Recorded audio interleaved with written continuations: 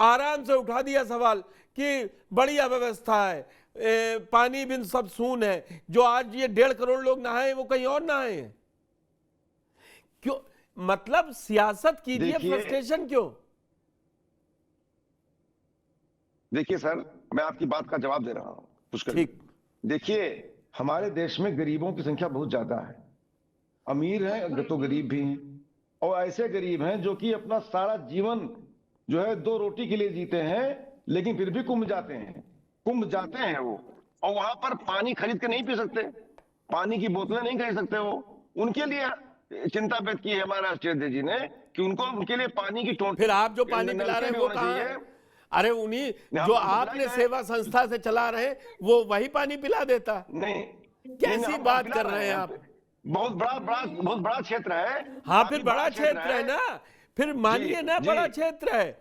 सरकार ने कोई व्यवस्था ही नहीं कर रखी है। आप नवल जी ने अपने चिंता व्यक्त कर रहे हैं, तभी चिंता व्यक्त कर रहे हैं क्या? तभी चिंता व्यक्त की हमारे राष्ट्रपति जी ने, तभी चिंता व्यक्त की। सरकार की जिम्मेदारी है, जितना भव्य है इससे भव्य हो और भी अच्छी व्यवस्था हो, ऐसा समाजवादी पार्टी चाहती है। किसी को कोई दुख तकलीफ ना हो, किसी को पानी की दिक्कत ना हो, मैं गिनवाना चाहते हैं। 2013 का कुंभ किसने करवाया था?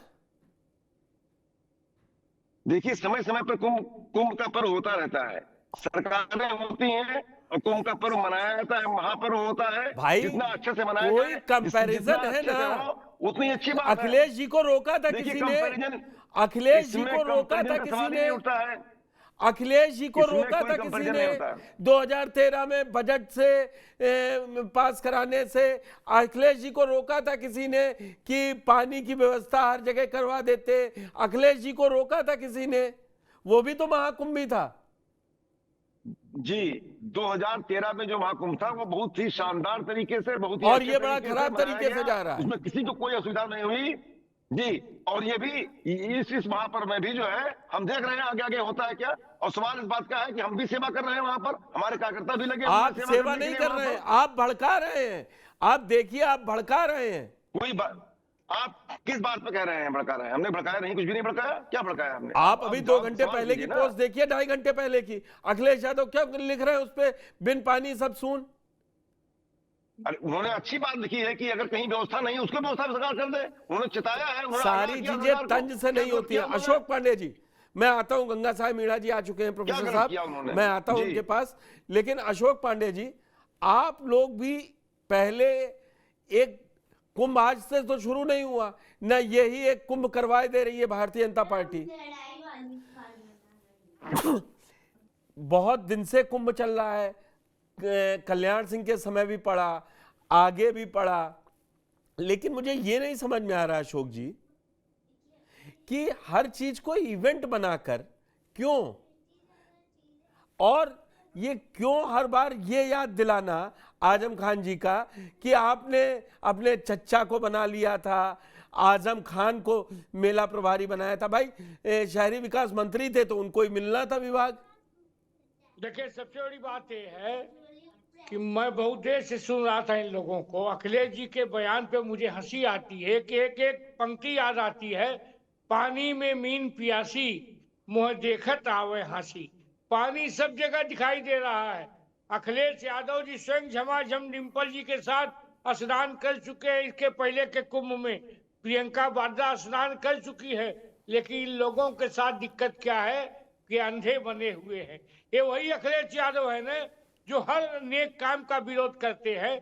जब इस मुल्क में कोरोना संक्रमण काल आया तो 80 करोड़ लोगों को जब मुफ्त में राशन दिया गया, ये उसकी भी निंदा कर रहे थे। ये चंद्रशेखर का भी जवाब है। चंद्रशेखर जी, सही में जब संक्रमण आया था तो मुफ्त में इस देश की जनता को वैक्सीनेशन लगाया गया। तब अखिलेश जी ने कहा, अरे बाप रे बाप, ये वैक्सीन हम नहीं लगवाएंगे, मोदी की वैक्सीन लगवाएंगे, हम आएंगे, खुद लगवाएंगे। बाद में उनके पिताजी ने जब लगवा लिया, उसके बाद अभी उन्होंने कहा पाप पुण्य की बात है, अखिलेश जी पाप धो लीजिए। आपके पिता ने राम भक्तों के लहू से सरजू की धरती को लाल किया है। आप उनके लाल हैं, आप भी आइए। आप ही का पाप तो सबसे पहले सामने आएगा और धुलेगा। आपको जरूर स्नान करना चाहिए, पाप भी धुलता है। ये समरसता का संगम है। अंतिम आदमी, गरीब आदमी स्नान करता है। आपसे ज्यादा गरीब का बेटा जानता है कि मर्यादा पुरुषोत्तम राम ने वो गुहराज को अपना दोस्त बनाया था। मर्यादा पुरुषोत्तम राम ने शेवरी का भी जूठा बेर खाया था। इससे बड़ी समझता क्या है? वो लोग जानते हैं कि उन्होंने सीधे केवट राज को हाथ जोड़कर उनसे विनती की थी। सब लोग जानते हैं। वहां अगड़ा पिछड़ा मत करिए, वहां पहला पिछड़ा दूसरा मत करिए।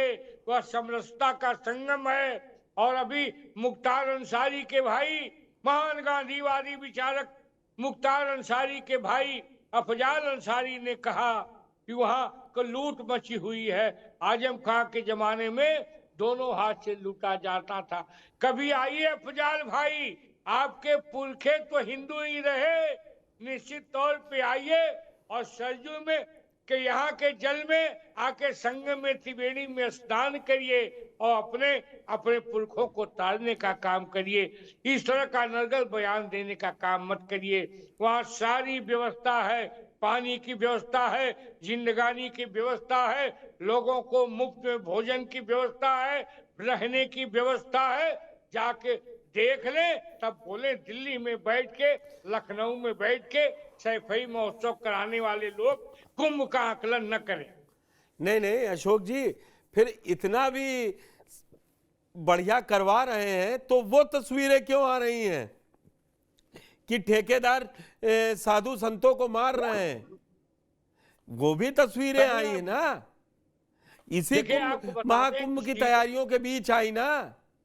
लेकिन तैयारियों के ऊपर किसी ने कहीं उंगली नहीं उठाई। थोड़ी कुछ बातें हो जाया करती है निश्चित तौर पे। तो फिर ये राजनीति है। आप गंगा नहलाकर तो पाप धोएंगे, फिर ऐसा थोड़ी ना अशोक तिवारी जी आपको जिताने के लिए आए हैं।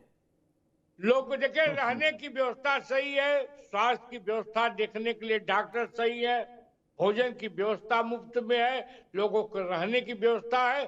तो क्या चाहिए? कुंभ का मतलब है समरसता का स्नान, सनातन का स्नान का सदियों से लोग अशोक पांडे जी, अशोक पांडे जी, अफजाल अंसारी को तो बुला लिया और क्या कह रहे हैं आप लोग बड़े नेता, क्या कह रहे हैं? देखिए, अफजाल अंसारी के पुरखे भी तो निश्चित तौर पे कन्वर्टेड ही तो है। बीजेपी ना डिसाइड करे ना कौन हिंदू है कौन मुसलमान है। गंगा जल से स्नान करें, त्रिवेणी संगम में स्नान करें, वो भी पुण्य के भागीदारी हो। अरे पांडे जी फिर वही भागवत जी कुछ और बता रहे हैं ना, वही भागवत जी और भी कह रहे हैं ना कुछ। उनकी ये लाइन तो आपको समझ में आ रही कि सबका डीएनए एक है, हिंदू है। फिर वो कह रहे हैं कि शहर शहर मत ढूंढिए, खोदिए तो आपको वो नहीं समझ में आएगा। तो जो अपना अच्छा लगेगा तो वो आप बात करेंगे, मुझे मालूम है। सही कहा, ये तो सही है कि इस मुल्क में जो इतिहास रहा है, मुगलों का, बाबर का जो इतिहास रहा है, औरंगजेब का इतिहास, ये ज्ञान 2024 में ही मिला।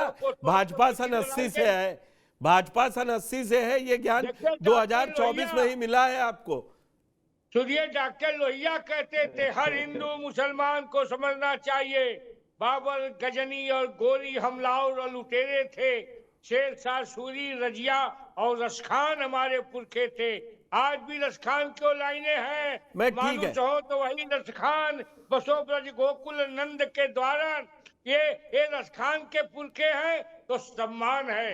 ये निश्चित तौर पे शेर शाह सूरी के लोग हैं, सम्मान है। लेकिन बाबर की बात करोगे, औरंगजेब की बात करोगे, आप भी बांटते चलेंगे, आप भी बांटते चलेंगे। बाबर और औरंगजेब को बांटेंगे, बाबर और औरंगजेब को बांटेंगे, आगे रखेंगे। प्रोफेसर साहब आपका बहुत बहुत स्वागत है। आ रहा हूं पांडे जी, नेक्स्ट राउंड आता हूं। आपने देखा होगा कि बड़ा कुंभ का आयोजन है, आज से शुरू हो गया, जो 45 दिन चलेगा ये पर्व, और करीबन 40 से 45 करोड़ लोगों की मान्यता है कि ये स्नान करेंगे यहाँ आकर। आप और जैसा कि राजनीति में देखा आपने कि चंद्रशेखर ने कह दिया कि आप अस्पताल नहीं बनवा सकते, रोड नहीं बनवा सकते, स्कूल नहीं दे सकते। अखिलेश जी कह रहे हैं वहाँ पाप और पुण्य वाली बात कि हम तो दान और पुण्य के लिए जाएंगे, कुछ लोग वहाँ पाप धोने के लिए जाएंगे। इसको आप किस तरीके से देखते हैं? है तो सारी सियासत जो जिसका वोट, जबकि मैं कहता हूं महाकुंभ जो हो रहा है ये पहली बार तो नहीं हो रहा है, इसमें सियासी फायदा किसी को नहीं होना है। देखिए, इसमें आप वहां जाकर के देखेंगे तो निश्चित तौर पर राजनीति तो शुरू से ही शामिल है। और जब ये प्रचार किया जाता है कि हमने इतनी तैयारियां कर दी या ये सब कर दिया है, तो ये कि कोई एक सरकार एक पार्टी के रूप में ना करके, ये तो एक सरकार की जिम्मेदारी है कि वो इस तरह के उत्सवों के आयोजन करे। और जो हर सरकार करती आई है, इसको एक सरकार के द्वारा एक आयोजन को मदद मात्र समझना चाहिए। और जो अखिलेश जी कह रहे हैं वो तो निश्चित तौर पे एक राजनीतिक तंज है और ये उनका अधिकार क्षेत्र है, वो ऐसा कह सकते हैं और वो कहते रहते हैं। दूसरे राजनेता भी ऐसा कहते रहते हैं एक दूसरे के बारे में। लेकिन जो चंद्रशेखर कह रहे हैं वो बात बड़ी दिलचस्प है, वो महत्वपूर्ण है कि देखिए, मेरे ख्याल से हमको किसी के उत्सव मनाने से कोई दिक्कत नहीं है, लेकिन हम कौन से उत्सवों को मना रहे हैं, कौन से उत्सवों को छोड़ दे रहे हैं, किसको कम जगह दे रहे हैं, किसको ज्यादा जगह दे रहे हैं। और फिर साथ में सिर्फ हम उत्सव ही मना रहे हैं या लोगों के दुख दर्द में भी शामिल हो पा रहे हैं कि नहीं हो पा रहे हैं। तो जो चंद्रशेखर कह रहे हैं उसका आशय यही है कि सरकार के पास इतनी मशीनरी है, इतनी पावर है, इतनी ताकत है कि वो चाहे तो देखिए एक पूरा गांव, एक शहर बसा सकती है। तो जब दलितों की बस्तियां जलाई जाती है, दलितों के साथ में जातियां होती है, तो उस वक्त क्यों नहीं सरकार उनकी मदद करती? सरकार चाहे तो उनकी मदद कर सकती है। तो उनका ये पॉइंट महत्वपूर्ण है। इसका ये आशय नहीं है कि कुंभ के मनाए जाने या कुंभ के उत्सव से किसी को ऐतराज है। कुंभ हो, लेकिन साथ साथ में जब जरूरत हो सरकार को अपनी वो भूमिका भी निभानी चाहिए। जब उसको आम लोगों के साथ, कमजोर लोगों के साथ, वंचित लोगों के साथ खड़े होना चाहिए और उनके रिहेबिलिटेशन के लिए या उनके साथ में जो जातियां हो रही है उनसे निजात दिलाने के लिए उनके साथ खड़े होना चाहिए। और जब संसाधनों की आवश्यकता पड़ती है, आप कई बार देखते हैं बुजुर्गों की पेंशन की बात है या कोई भी चीज, ऐसी चीज जो दलितों के लिए कोई सुविधा है, कोई सरकार ने योजना शुरू की है और वो वास्तव में उन तक पहुंचते पहुंचते इतनी वो समाप्त प्राय हो जाती है कि पहुंच ही नहीं पाती बहुत सारे लोगों तक। क्या तो ऐसे में प्रोफेसर साहब, सरकार की, जी, ऐसा प्रतीत होता है कि सरकार जो बहुसंख्यक है, जो ताकतवर है, उनके हितों का तो ध्यान रख रही है, उनकी खुशियों का, उनके दुखों का तो ध्यान रखती है, लेकिन जो वंचित समूह है उनके खुशियों और उनके दुखों को ध्यान में नहीं रख पा रही है। जी, क्या एक मिनट, प्रोफेसर साहब मुझे ये समझाइए, ये आपने जो कहा कि सरकार बहुसंख्यकों का ख्याल रख पा रही है, तो क्या आपको लग रहा है कि ये जो 40-45 करोड़ हैं वो बहुसंख्यक पहुंच रहे हैं? या तो फिर मुझे विपक्ष की वो बात नहीं समझ में आती जब आप कह रहे हैं जनगणना करा लीजिए, उसमें आ जाएंगे कि 60 से 65% पिछड़ा, दलित और सब है, तो फिर ये बहुसंख्यक तो वो भी आएंगे ना, इसमें भी तो आएंगे। आपका सवाल बड़ा महत्वपूर्ण है, लेकिन एक एम.एन. श्रीनिवास ने एक अवधारणा दी है, संस्कृतिकरण की अवधारणा।